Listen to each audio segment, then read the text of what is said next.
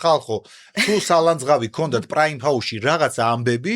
ეს ორი ადამიანია იქიდან კიდე არის ერთი კადრის მიღმა და კიდე მაგრამ აი ეს ორი გოგონა შეგიძლიათ ლანძღოთ იმიტომ რომ პრაიმ ჰაუსის ამბებს ესენი აკეთებდა აი არ დაგავიწყდეს ჩვენ შენი ყველა საიდუმლო ვიცი როცა იძახის რომ დადგმულია ვიღაცას მოაგებინა აი ესენი ეს ორი და კიდე იქითაც არის გიყურებდით იცი ვიცი ხო მაგრამ მონაწილეობრივი კარგოდა ტრაში ხელი მე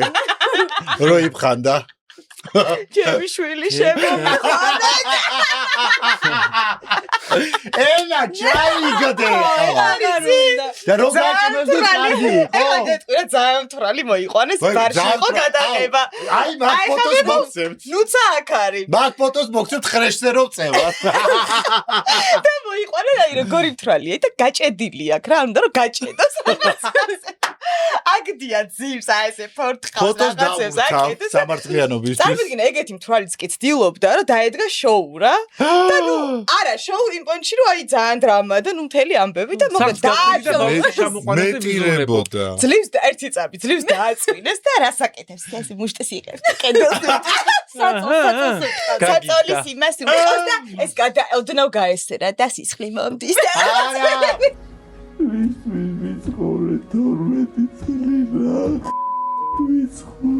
შვილი არ ვიდა არა ესე იხეხავდა ენა ჩაიგდე